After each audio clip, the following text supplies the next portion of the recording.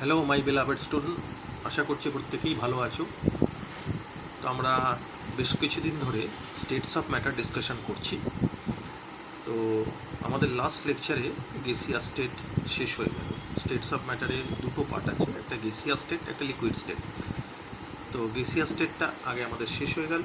Now we are discussing liquid state. Gaseous স্টেটের আমাদের total 4খানা lecture হয়েছে আমাদের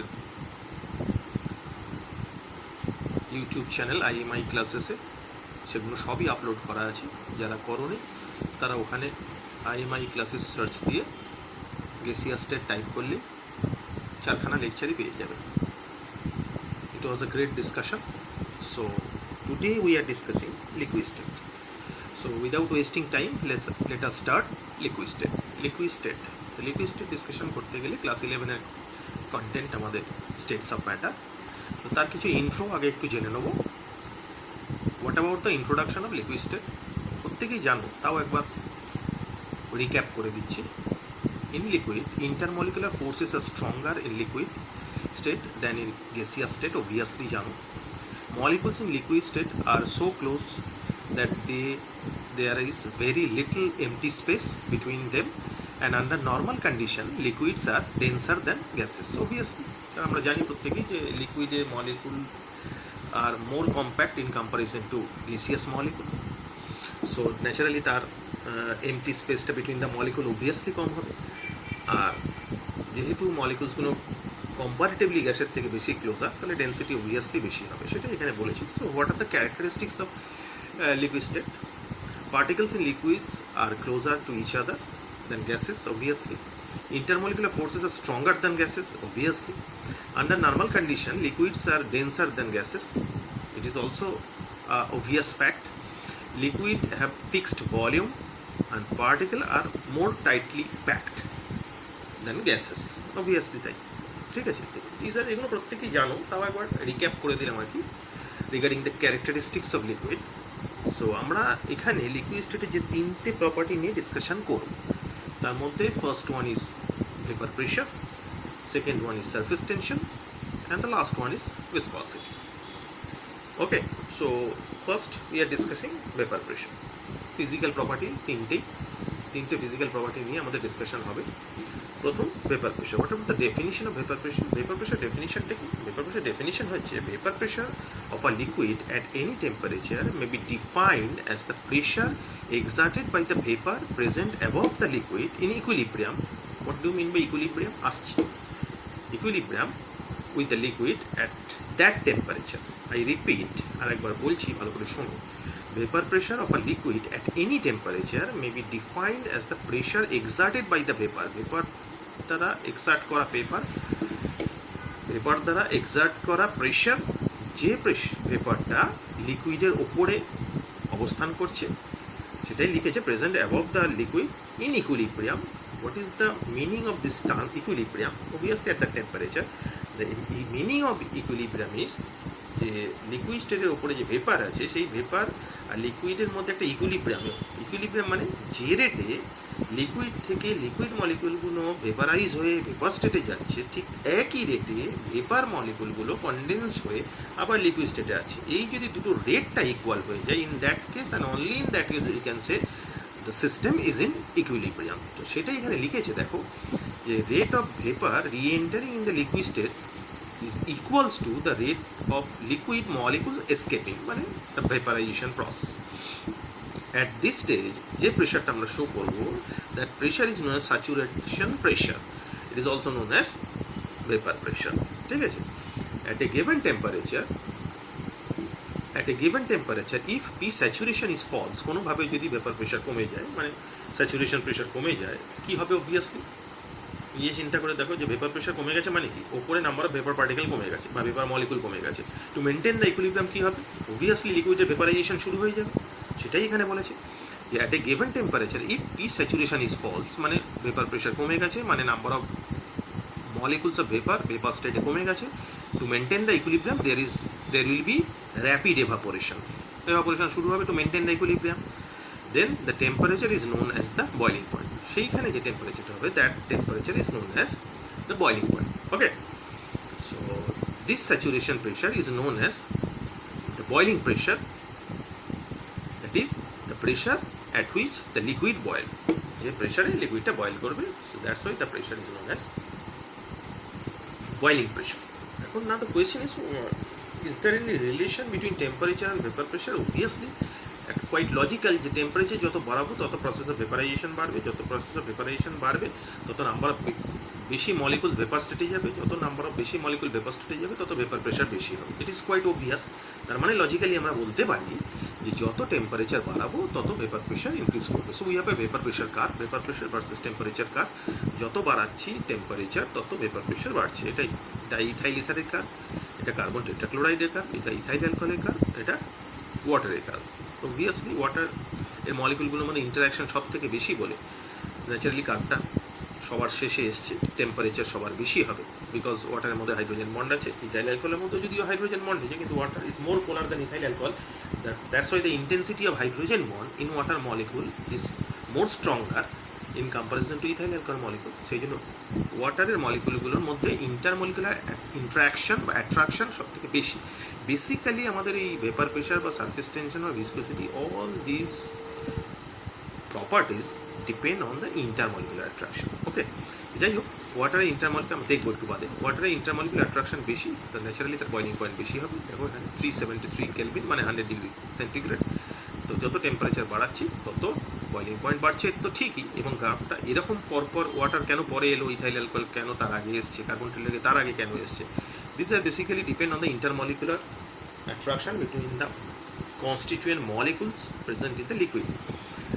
যার ইন্টারমলিকুলার অ্যাট্রাকশন বেশি হবে তা অবভিয়াসলি তার বয়লিং পয়েন্ট বেশি হবে, সেটাই সেই জন্যই এখানে এরম এসছে। এই যে এটা এর মধ্যে সব থেকে উইক ফোর্স কাজ করছে, দ্যাট ইজ ডাইইথাইল ইথার। আমরা জানি কেমিস্ট্রিতে সব থেকে উইক ফোর্স হচ্ছে ভ্যান ডার ওয়ালস ফোর্স। সেই ভ্যান ডার ওয়ালস ফোর্স এর মধ্যে সব থেকে কাজ করছে সে ডাইইথাইল ইথারের মধ্যে, সেই জন্য এর দেখো বয়লিং পয়েন্ট সব থেকে কম। তারপরে কার্বন টেট্রাক্লোরাইডের বেশি, ইথাইল অ্যালকোহল আরও বেশি because of the presence of hydrogen bond.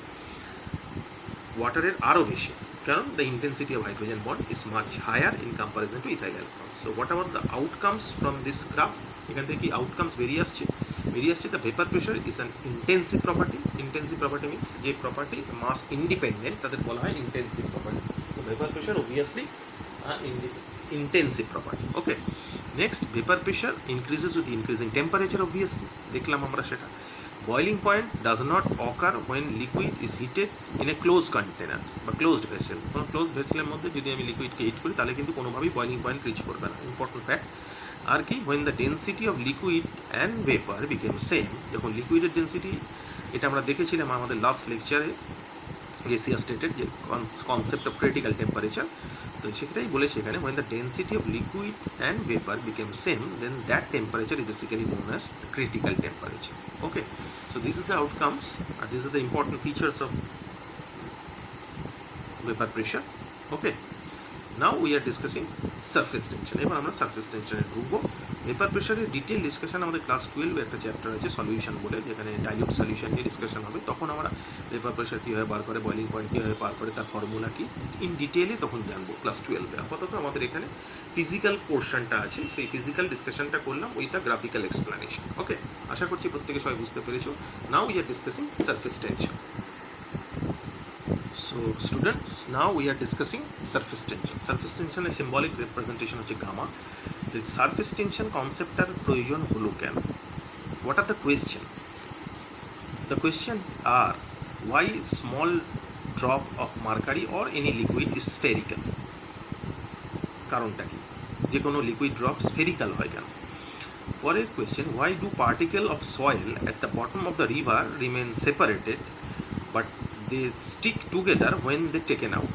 মানে কোনো এক জলের তলায় বা রিভারের মানে নদীর তলায় যে পার্টিকেলগুলো আছে সেগুলো সেপারেটের, হাত ঢোকালে সহজেই হাত ঢুকে যায়, কিন্তু সেই পার্টিকেলগুলোকে বা সেই যেমন মাটি বা কাদা বা যাই বলো বা বালি, এবার সেই পার্টিকেলগুলোকে যদি ওপরে নিয়ে চলে আসা হয় জলের, তাহলে দেখা যাচ্ছে যে তারা একে অপরের সঙ্গে টাইটলি হেল্ড আপ হয়ে গেছে। কেন?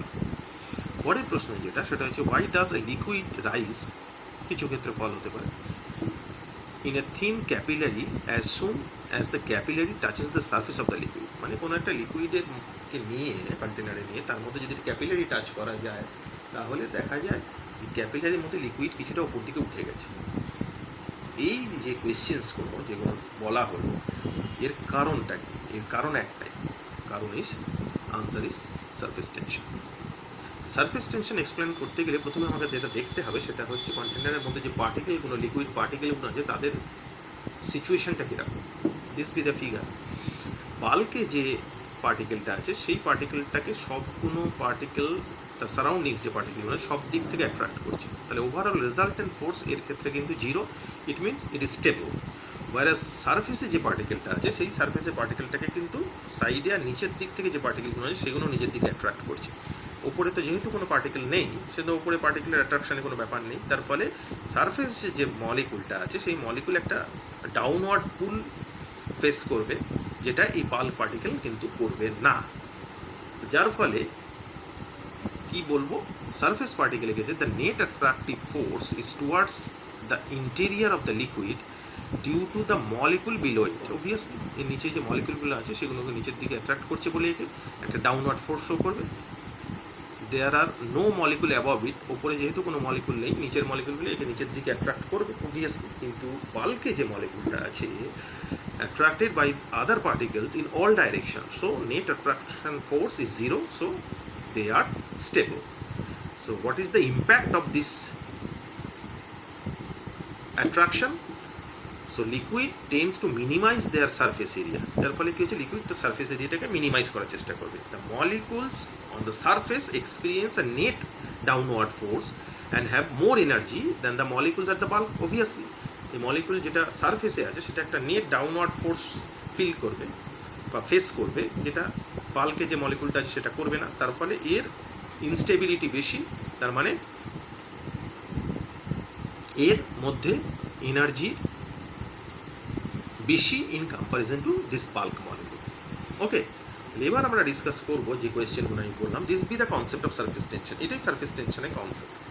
তো সারফেস টেনশন কনসেপ্টে কিরম ডেফিনিশনটা কি বলতে পারি আমরা? ডেফিনিশন আমরা বলতে পারি it is the force acting perpendicular to the surface. এই সারফেসের যেহেতু নিচের দিকে একটা ডাউনওয়ার্ড ফোর্স ফিল করছে, তার মানে এই যে সারফেসটা তার পারপেন্ডিকুলার সেই ফোর্সটা কাজ করছে, সেটাই এখানে বলেছে। It is the force acting perpendicular to the surface per unit length parallel along the surface. Okay, or alternatively you can say it is the downward force that is acting perpendicular to the surface particle per unit length. Per unit length এ ওই surface পার্টিকেলটা সারফেসের perpendicular যে downward force feel করছে, that is known as per unit লেন্থে, that is known as surface tension. এবার যে ওপরে যে আমরা কোয়েশ্চেনগুলো নিয়ে আলোচনা করছিলাম, যে কোনো লিকুইডের ড্রপলেটের শেপ অলওয়েজ স্ফেরিক্যাল কেন হয়, বা কোনো একটা কন্টেনারের মধ্যে লিকুইড আছে সেখানে যদি ক্যাপিলারি ডিপ করি তাহলে ক্যাপিলারির মধ্যে লিকুইডটা ওপর দিকে উঠতে শুরু করে কেন, সেই ডিসকাশনটা একটু দেখেন। Let us see the explanation why the liquid droplet having a spherical shape. এটা একটা দেখো, একটা পার্টিকেলগুলো আছে, লিকুইড পার্টিকেলগুলো, এগুলো এক একটা liquid particle out of the liquid আমি কনসিডার করছি। ড্রপলেট তো লিকুইডের ভেতরে হবে না। তো এবার এই যে লিকুইড পার্টিকেলগুলো, এগুলো ভেতরে যে পার্টিকেলগুলো আছে সেগুলো থেকে একটা অ্যাট্রাকটিভ ফোর্স নিচের দিকে ভেতর দিকে ফিল করতে শুরু করেছে। তাহলে প্রত্যেকটা লিকুইড পার্টিকেল যেটা আউটার সারফেসে আছে তারা যদি একটা ইনওয়ার্ড পুল ফেস করতে শুরু করে, তাহলে আলটিমেটলি তার শেপটা কীরকম দাঁড়াবে, এটা ভেতর দিকে, এটা ভেতর দিকে, এটা ভেতর দিকে, এটা ভেতর দিকে, এটা ভেতর দিকে, এটা ভেতর দিকে, এটা ইনওয়ার্ড, এটা ইনওয়ার্ড, এটা ইনওয়ার্ড পুল শো করে, ফিল করে যদি, তাহলে এর শেপটা কীরকম দাঁড়াচ্ছে? Obviously spherical. সেই জন্য লিকুইড ড্রপলেটের, যে কোনো লিকুইড ড্রপলেটের শেপটা স্ফেরিক্যাল হয়। ওকে, আরেকটা যেটা, এই যে একটা কন্টেনারের মধ্যে লিকুইড নিয়েছে, তার মধ্যে ক্যাপিলারি ডিপ করেছে। এবার যেটা বললাম যে প্রত্যেকটা লিকুইড ড্রপলেট যেগুলো সারফেসে আছে তার একটা ইনওয়ার্ড পুল ফেস করছে ভেতর দিকে। তাহলে ভেতর দিকে যদি এরকমভাবে একটা ফোর্স প্রত্যেকটা পার্টিকেল ফেস করতে শুরু করে, তাহলে ভেতরে যে পার্টিকেলগুলো আছে সেগুলো আলটিমেটলি কী হবে, একটা আপওয়ার্ড ডাইরেকশানে ওঠার চেষ্টা করবে। এখন ক্যাপিলারি ডোবালি সেটা তার সুযোগ হয়। এখন বড় কন্টেনারে তো সেটা সম্ভব না। একটা সরু জায়গায় যদি একটা সরু ক্যাপিলারি যদি তার মধ্যে ডোবানো হয়, তাহলে তখন এই যে ডাউনওয়ার্ড যে ফোর্সটা লিকুইড পার্টিকেলগুলো ফেস করছে, তাদের জন্য একটা ভেতর দিকে একটা আপওয়ার্ড লিকুইডের ফ্লো কাজ করবে, যেই ফ্লোটা is responsible for capillary rising, যে ফ্লোটা ক্যাপিলারির মধ্যে লিকুইডটা ওঠার জন্য দায়ী। এই কারণের জন্য কোনো একটা কন্টেনারের মধ্যে লিকুইড রেখে ক্যাপিলারি যদি দেওয়া হয়, তাহলে ক্যাপিলারির মধ্যে লিকুইডটা টু সাম এক্সটেন্ট ওপর দিকে ওঠে। This is the process which is known as capillary rising. Okay, এইটাই আমাদের প্রশ্ন ছিল, যে প্রশ্নের আনসারগুলো, কোয়েশ্চেনগুলো ছিল যে কেন লিকুইড ড্রপলেট স্ফেরিক্যাল হয়, কেন ক্যাপিলারির মধ্যে দিয়ে লিকুইড ওপর দিকে ওঠে যদি ক্যাপিলারিটা কোনো একটা লিকুইডের মধ্যে ডিপ করা হয়। Okay, so now we are basically discussing the unit of surface tension. সেটাকে জানার আগে একটু জেনে নেব যে আমাদের ধরো তিনটে লিকুইড আছে, water, ethyl alcohol and dye methyl ether. এবার তিনজনকার মধ্যে কার সারফেস টেনশন বেশি হবে? অবভিয়াসলি এখানে যে অর্ডারটা দেওয়া আছে, ওয়াটারের সারফেস টেনশন সব থেকে বেশি, তার থেকে কম ইথাইল অ্যালকোহল, তার থেকে কম ডাই ইথাইল ইথার। কেন? এই ডিসকাশনটা আমি একটু আগেই ভেপার প্রেশারের ডিসকাশনে করেছিলাম যে ওয়াটার সিচুয়েশনটা কীরকম। ওয়াটারের মধ্যে অবভিয়াসলি হাইড্রোজেন বন্ড আছে এরকম,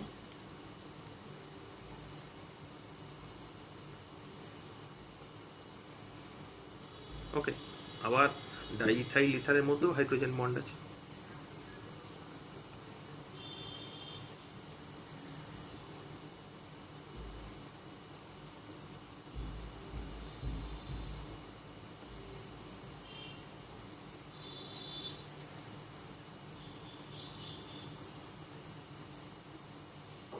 একটু H5 করে দাও, H করে দাও। দুটোর মধ্যেই হাইড্রোজেন বন্ড আছে, তার মানে comparatively attraction between the molecule, interaction between the molecule কিন্তু ওয়াটারের মধ্যেও বেশি, ইথাইল অ্যালকোহলের মধ্যেও বেশি। কিন্তু ডাইইথাইল ইথার যেটা আছে তার মধ্যে কিন্তু কোনো রকম কোনো হাইড্রোজেন বন্ড নেই। So the attractive force acting between the constituent molecules of diethyl ether is known as the van der Waals force. whereas এই দুটোর ক্ষেত্রে হাইড্রোজেন বন্ড, এটার ক্ষেত্রে হাইড্রোজেন বন্ড। এখন দুটোর ক্ষেত্রে হাইড্রোজেন বন্ড আছে, তাহলে ওয়াটার আগে কেন, ডাইইথাইল ইথার পরে কেন? তার কারণ হচ্ছে water molecule is more polar in comparison to ethyl alcohol molecule. যত পোলারিটি বেশি হবে তত তার মধ্যে হাইড্রোজেন বন্ডের ইন্টেন্সিটি বেশি হবে বা হাইড্রোজেন বন্ডের স্ট্রেংথ বেশি হবে। তার মানে from that point of view we can say the intensity of hydrogen bond, or rather the intensity of intermolecular hydrogen bond present in water molecule is greater in comparison to the intensity of intermolecular hydrogen bond present in ethyl alcohol molecule. যার জন্য যেহেতু হাইড্রোজেনের বন্ডের ইন্টেন্সিটিটা বেশি, তার মানে আমি বলতে পারি ওয়াটারের যে ওয়াটার মলিকিউলগুলো আছে তাদের মধ্যে ইন্টারাকশন বা অ্যাট্রাকশনটা is greater in comparison to ethyl alcohol. And আমি একটু আগেই বলেছিলাম all the properties, basically vapor pressure, surface tension and viscosity, is basically depend on the intermolecular attraction. Since in water molecule there is a high intermolecular attraction, that's why the surface tension of water is maximum. তারপরে it is ethyl alcohol। R van der Waals force এর ক্ষেত্রে আমরা কেমিস্ট্রিতে জানি the least force, বা rather the weakest force in chemistry which is known as van der Waal force. এখন dimethyl ইথারের মধ্যে van der Waal force act করছে, মানে তাদের মধ্যে সব থেকে উইক ফোর্স কাজ করছে, তার মানে ইন্টারমলিকুলার অ্যাট্রাকশন সব থেকে উইক, তার মানে সারফেস টেনশনও হবে সব থেকে কম। So that's why we have this type of order. Okay, আশা করছি বুঝতে পেরেছো। সো নাও এটা আমরা ডিসকাশন করলাম why the order of surface tension is this. The surface tension of water is greater than surface tension of ethyl alcohol is greater than dimethyl ether. Now what about the unit of surface tension? যেটা বললাম force acting per unit length. তো obviously SI unit হবে কি, ফোর্সের unit হচ্ছে Newton আর লেন্থের unit হচ্ছে metre, তার মানে লিটার মিটার ইনভার্স। সিজিএসএ হলে 9 সেন্টিমিটার ইনভার্স হবে। Okay, so from the above discussion we can easily say that in order to minimize the surface tension, the surface particle will tend to move towards the corner. প্রত্যেক যে ছবিটা দেখালাম, যে স্ফেরিক্যালের যে ছবিটা, প্রত্যেকটা পার্টিকেল ভেতরে একটা ইনহেরেন্ট ফোর্স বা ইনহেরেন্ট অ্যাট্রাকশন ফিল করছে, যার ফলে প্রত্যেকটা পার্টিকেল কর্নারের দিকে যেতে যেতে প্রত্যেকটা পার্টিকেল যদি কর্নারে যেতে শুরু করে, তো মিনিমাইজ করতে শুরু করবে surface area. Surface minimum surface এরিয়াটা কোন শেপে দেখা যায়? অবভিয়াসলি স্ফেরিক্যাল শেপে দেখা যায়। সেই কারণের জন্য যে কোনো ওয়াটার ড্রপলেটের শেপ অলওয়েজ স্ফেরিক্যাল। ওকে, নাও সারফেস এনার্জি। সারফেস এনার্জিটা কি? কনসেপ্টটা হচ্ছে the energy quantifies the disruption of intermolecular bond that occur when the surface is created. যখন একটা সারফেস তৈরি হয় due to the intermolecular force of the constituent particles, সেই intermolecular ফোর্সটাকে ডিস্ট্রয় করার জন্য যে মিনিমাম এনার্জির প্রয়োজন হয়, that energy is basically known as surface energy. This be the basic definition of surface energy. Alternatively, you can say the work is stored in the unit surface area in the form of potential energy. This potential energy is called surface energy.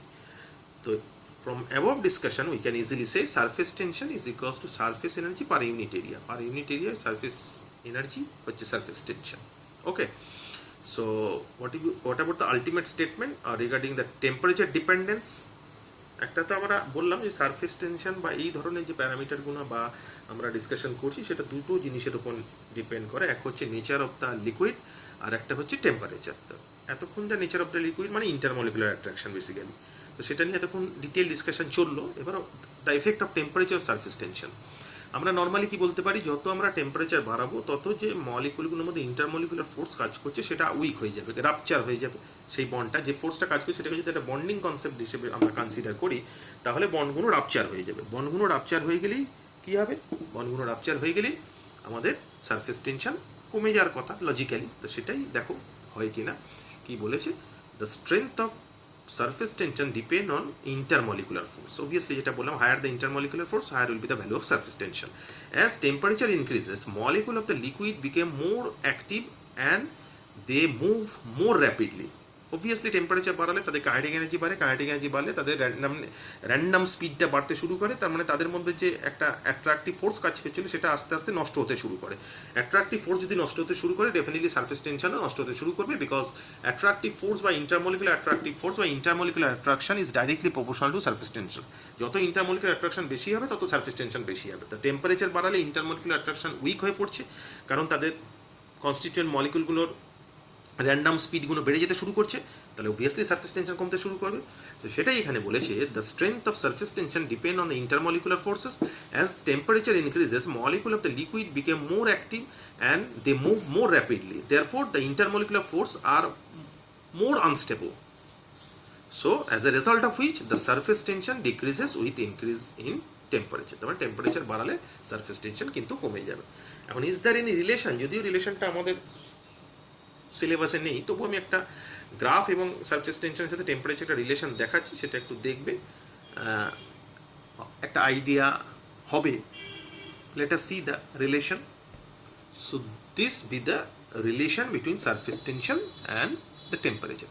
Gamma m by d whole to the power 2/3, m be the molar mass of the liquid, d be the density of the liquid, equals to k be the constant, Tc be the critical temperature, T be at that temperature, that particular temperature, minus 6.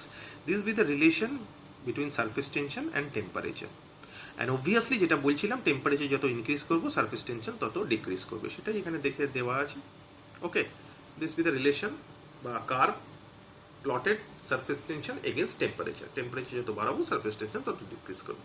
ঠিক আছে, আরেকটা information দিয়ে রাখছি যে আমরা capillary rise method যেটা বললাম, সেই ক্যাপিলারি রাইজ মেথডের একটা ফর্মুলা আছে, যে ফর্মুলা থেকে মাঝে মাঝে নিউমেরিক্যালস আসে। আমরা বেসিক্যালি নিট যে ইটাকেও কনসিডার করে আমাদের ডিটেলগুলো ডিসকাশন করছি।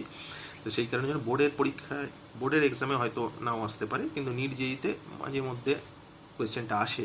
তো সেই কারণে এই ফর্মুলাটা মনে রাখবে, the gamma is equals to H rho r g by twice cos theta, or rather you can say gamma is equals to h rho r g by 2. গামাটা সারফেস টেনশন যেটা আমি ক্যালকুলেট করছি, যেহেতু ক্যাপিলারি রাইজ মেথড, সেক্ষেত্রে এইচটা হচ্ছে কতটা height ক্যাপিলারিতে লিকুইডটা উঠেছে, R be the radius of the capillary, rho be the density of the liquid, and G with the acceleration due to gravity. So this be the formula from which you can calculate the surface tension from capillary rise method. Capillary rise method এই formula থেকে কিন্তু surface টেনশনের ভ্যালুটা বার করা যায়। It's a crucial relation, ভালো করে দেখবে, খেয়াল রাখবে, নিউমেরিক্যালস এই রিলেটেড কম্পিটিটিভ পরীক্ষায় আসতে পারে। Okay, so this is all about surface tension. Okay, surface tension সম্বন্ধে মোটামুটি আমরা যতটা সম্ভব জানলাম। Now we are discussing ভিসকসিটি।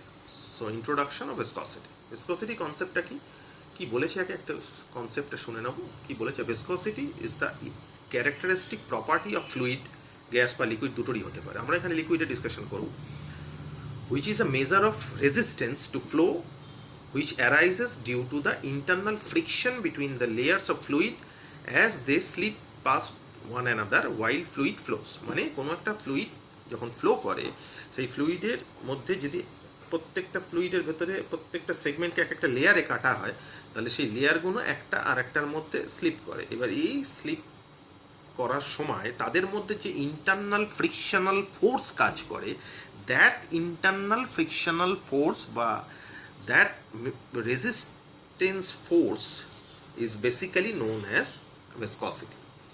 দুটো লেয়ারের মধ্যে যে ফ্রিকশনাল ফোর্সটা কাজ করে, অবভিয়াসলি সেইটাকেই আমরা ভিসকসিটি হিসেবে কনসিডার করি। যেমন একটা কনসেপ্ট দেখি, তাহলে ব্যাপারটা পরিষ্কার হবে। আগে একটা এক্সাম্পল দেখি, যে ওয়াটার, হানি আর টুথপেস্ট বা সস বলতে পারো। ওয়াটার কি, একটা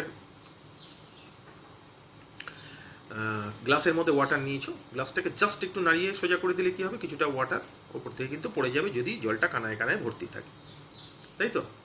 কিন্তু হানিকে নিয়ে সেই কাজটি যদি করা হয়, তাহলে কিন্তু হানি পড়বে না। জাস্ট একবার উইথ এ ফ্র্যাকশন অফ সেকেন্ডের মধ্যে একটু বেঁকিয়ে সোজা করে নিলাম, তাহলে কি হানি পড়বে? অবভিয়াসলি পড়বে না। আর টুথপেস্টের কোনো গল্পই নেই।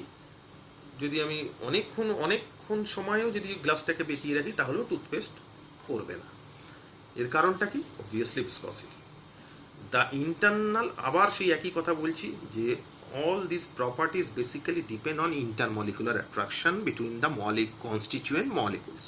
এখন ওয়াটারের যে কনস্টিটিউয়েন্ট মলিকুলসগুলো আছে, from that fact of view যে ডিসকাশনটা করলাম, তাতে আমরা বলতে পারি ওয়াটারের যে কনস্টিটিউয়েন্ট মলিকুলসগুলো আছে, তাদের মধ্যে ইন্টারমলিকুলার অ্যাট্রাকশন অবভিয়াসলি কম ইন কম্পারিজন টু হানি। আবার হানির মধ্যে যে ইন্টারমলিকুলার অ্যাট্রাকশন ফোর্স, সেটা কিন্তু অবভিয়াসলি কম উইথ কম্পারিজন টু টুথপেস্ট। তাহলে আমি বলতে পারি toothpaste is a highly viscous compound, whereas honey is a moderately viscous compound, whereas water is poorly viscous compound। তাই তো? সেটাই বলা যায় লজিক্যালি। তাহলে সেটাই বলেছে, higher the interaction between the constituent particles, higher will be the viscosity. যত constituent পার্টিকেলগুলোর মধ্যে ইন্টারাকশন বেশি হবে, তত তাদের মধ্যে ভিসকসিটি বেশি হবে অবভিয়াসলি। এখন দেখো, একটা ফিগার নিয়েছি, দেখো একটা লিকুইড নিয়েছি, সেই লিকুইডের লেয়ারটাকে একটা মানে লিকুইডটাকে একটা লেয়ারে সেগ্রিগেট করেছি। ওপরে যে লেয়ারটা আছে তার ভেলোসিটি ভি। এবার ওপরে যদি আমি একটু ঠেলে দিই, তাহলে ওপরের যে লেয়ারটা সেটার ভেলোসিটি ভি। সে যখন যাবে রাইট সাইডে, তখন তো সে নিচের লেয়ারটাকে নিয়ে যেতে চেষ্টা করবে তার সঙ্গে, কিন্তু নিচের লেয়ারটা অতটা স্পিডে যেতে পারবে না, অতটা ভেলোসিটি নিয়ে যেতে পারবে না যতটা ওপরের লেয়ারটা ভেলোসিটি নিয়ে যাচ্ছে। তাহলে নিচের লেয়ারে ভেলোসিটি ওপরের লেয়ারে ভেলোসিটি থেকে কম হবে, অবভিয়াসলি তার তলার লেয়ারে ভেলোসিটি তার উপরের লেয়ার থেকে কম হবে। এইভাবে আস্তে আস্তে আস্তে আস্তে কমতে কমতে একবারে লাস্ট যে লেয়ারটা আছে তার ভেলোসিটি জিরো হবে, তাই তো? অবভিয়াসলি তাই। ধরে নিলাম আমি যে এই দুটোর মধ্যে, দুটো লেয়ারের মধ্যে ডিস্টেন্সটা হচ্ছে ডিজেড, আর এই পুরো ডিস্টেন্সটা আমি ধরে নিলাম এল, ঠিক আছে? এবার আমি কি করছি, এবার এই যে ভিসকাস ফোর্সটা, এটা কার ওপর ডিপেন্ড করে? বেসিক্যালি ভিসকাস ফোর্স যেটা আছে, that viscous force F is directly proportional to the surface area of the liquid. লিকুইডের সারফেস এরিয়ার ওপর ডিপেন্ড করবে। যত সারফেস এরিয়া বেশি হবে, তত এই ভিসকাস ফোর্সটা কিন্তু বেশি হবে। অবভিয়াসলি বুঝতেই পারছো নিশ্চয়ই, সারফেস এরিয়া যত বেশি হবে তত ভিসকাস ফোর্স বেশি হবে। আর একটা যেটা, এটা হচ্ছে এই ভিসকাস ফোর্সটা is proportional to the velocity gradient. Velocity gradient মানে এই দুটোর মধ্যে ভেলোসিটি ডিফারেন্স যদি আমি ধরি ডিভি, আর দুটোর লেয়ারের মধ্যে ডিস্টেন্স যদি ধরি ডিজেড, তাহলে ভেলোসিটি গ্রেডিয়েন্ট হবে ডিভি বাই ডিজেড। তাহলে that this frictional force is also proportional to the velocity gradient dv by dz। according to the law of proportionality, আমরা লিখতে পারি from above fact, f is proportional to a into dv by D Z. তাহলে এটাকে equality আনতে হলে you have to put some constant. তাহলে F is equals to some constant which is eta, also known as coefficient of viscosity, into A dV by dz. So this be the formula from which you can calculate the viscosity of, or the viscous force acting in the liquid. Okay, আশা করছি প্রত্যেকে বুঝতে পেরেছো।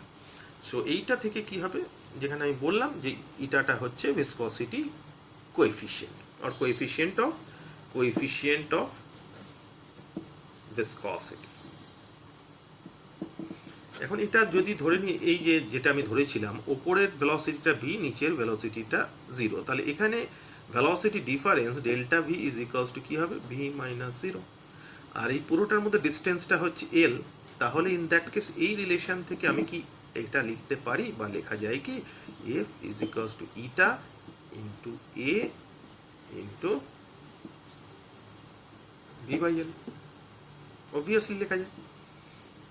তাহলে এটা থেকে we can easily calculate the unit of viscosity coefficient. Viscosity কোএফিসিয়েন্টের ইউনিটটা আমি বার করতে পারি। কীভাবে বার করব, এটা যেটা পেলাম সেটাতে now we can write eta is equals to F by A by V by L. F by A মানে newton metre per metre square, আর ভলিউমের কেসে এখানে কি লিখব, মিটার সেকেন্ড ইনভার্স, আর লেন্থটা মিটার। তাহলে কেটে কুটে কি দাঁড়াচ্ছে, এখানে মিটার মিটার কেটে গেল, সেকেন্ডটা উপরে উঠলে সেকেন্ড ইনভার্সটা উপরে উঠলে সেকেন্ড হয়ে যাচ্ছে, তাহলে দাঁড়ালো কি newton metre to the power minus 2 second. So this be the unit of, rather SI unit of coefficient of viscosity. আশা করছি বুঝতে পেরেছি প্রত্যেকে। তো সেটাই এখানে একটু দেখে নিই।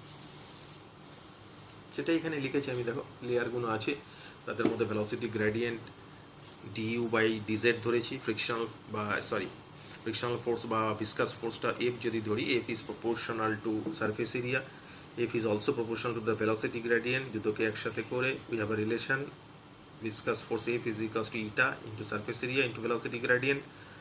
তো সেটা আবার ওইভাবে ধরলে আমি কীভাবে ইউনিটটা ক্যালকুলেট করলাম সেটা তোমাদের দেখিয়েছি। This be the SI unit of viscosity. So from the above discussion we can say viscosity coefficient is the force when velocity gradient is unity and the area of contact is unit area। তাই তো হওয়ার কথা, যদি velocity gradient unity হয় আর area of কন্ট্যাক্টটা যদি unity হয়, তাহলে obviously যে viscous force that be the value of viscosity coefficient, তাই না? তবে সিজিএস ইউনিটস ভিসকসিটির কিন্তু পয়েস, সেটা কীরকম দেখি একটু। ইউনিটস যেটা ওখানে করলাম 1 newton per metre square second, newton per metre square মানে পাস্কেল, সেক্ষেত্রে এর জায়গায় লিখতে পারি 1 পাস্কেল সেকেন্ড, এটাও লেখা যায় কিন্তু। এই দিয়ে এই ইউনিট কনভার্সনগুলো ভালো করে কিন্তু খেয়াল রাখবে, কম্পিটিটিভ পরীক্ষায় এই রিলেটেড কিন্তু প্রচুর প্রশ্ন আসে, এবং কনফিউজ করার জন্য instead of writing newton metre to the power minus 2 second লিখে দিল 1 পাস্কেল সেকেন্ড। এই জায়গাগুলো কিন্তু খুব ক্রুশিয়াল, এই ইউনিট কনভার্সনগুলো, এগুলো ভালো করে একটু খেয়াল রাখবে। সিজিএস সিস্টেমে বললাম poise, 1 poise equals to 1 gram centimetre inverse second inverse, অথবা 10 to the minus 1 kg meter inverse second inverse. Poise is the CGS unit of viscosity. Okay, so this is the concept of viscosity, considering all the fact, obviously except temperature. Intermolecular attraction be the main feature of surface tension, viscosity, or vapor pressure, and also they depend on temperature. So definitely we have to discuss the effect of temperature on viscosity. So let us discuss the effect of temperature on viscosity. Normally কি বলেছে দেখো, with increase in temperature viscosity of gas increases, গ্যাসের কিন্তু viscosity increase করে, whereas কেন increase করে, তার কারণ হচ্ছে due to typically an increase in the molecular interchange as molecule move faster at higher temperature, but the viscosity of liquid কিন্তু decrease করে, যেটা আমি বললাম আগেই বলেছিলাম। কেন, as temperature increase করলে কি decrease করে কেন, তার কারণ হচ্ছে as temperature increases the average speed of the molecules in the liquid increases and the amount of time they spend in contact আর কি with their nearest neighbor decreases, তাই তো।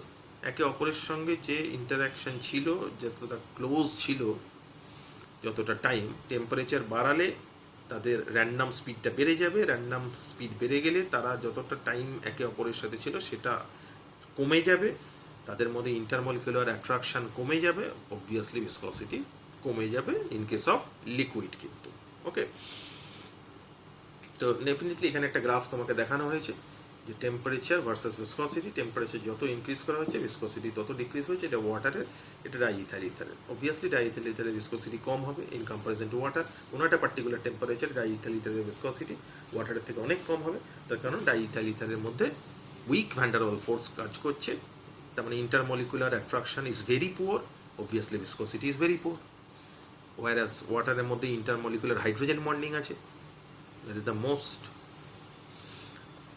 important fact, and that hydrogen bond is intermolecular hydrogen bond which is very strong in comparison to van der Waals force। সেই কারণে জন্য কোনো একটা particular টেম্পারেচারে কিন্তু ডাইইথাইল ইথারের ভিসকসিটি থেকে ওয়াটারের ভিসকসিটি অনেক বেশি হবে, দেখতেই পাচ্ছি। ওকে, এখানে আরেকটা ভিসকসিটির আরেকটা রিলেশন দেওয়া হয়েছে, দেখো log eta is equals to a by t plus b, এটা একটা ভিসকসিটি রিলেশন দেওয়া হয়েছে। আর ভিসকসিটি ক্যালকুলেশনের জন্য যেরকম আমরা সারফেস টেনশন ক্যালকুলেশনের জন্য তোমাকে একটা রিলেশন দিয়েছিলাম ক্যাপিলারি রাইজ মেথড, সেরকম ভিসকসিটি কোএফিশিয়েন্ট ক্যালকুলেশনের জন্য আর একটা ইকুয়েশন আছে, that is Poiseuille equation. Considering laminar flow, this be the equation which is known as Poiseuille equation, that is eta is equals to pi delta P, মানে pressure difference. কোনো একটা টিউবের মধ্যে দিয়ে যদি একটা লিকুইড যায় তাহলে তার ভিসকসিটি ক্যালকুলেট করার জন্য যে ফর্মুলাটা, that equation is known as Poiseuille equation. Eta is equals to pi delta P, delta P মানে দুটো জায়গার প্রেশার ডিফারেন্স দুটো এন্ডের, into R two the power 4, R মানে হচ্ছে radius of the tube, T be the time, কতটা টাইমে গেছে, আর L be the length of the tube, and V with the volume of the liquid. So this will be the formula which is known as Poiseuille equation. এই equation থেকে you can easily calculate the value of coefficient of viscosity. ওকে, আশা করছি প্রত্যেকে ভালো করে বুঝতে পেরেছো, ভালো করে দেখবে। Liquid state in one shot পুরো রেডি করা হয়েছে, যতটা সম্ভব, যতটা এক্সাম্পল দিয়ে সম্ভব ততটা ভাবে তোমাদের এক্সপ্লেন করা হলো। ভিডিওটা আমি আগেও বলেছি, বারবার করে দেখবে, যত বেশি দেখবে তত conception clear. Okay, thank you.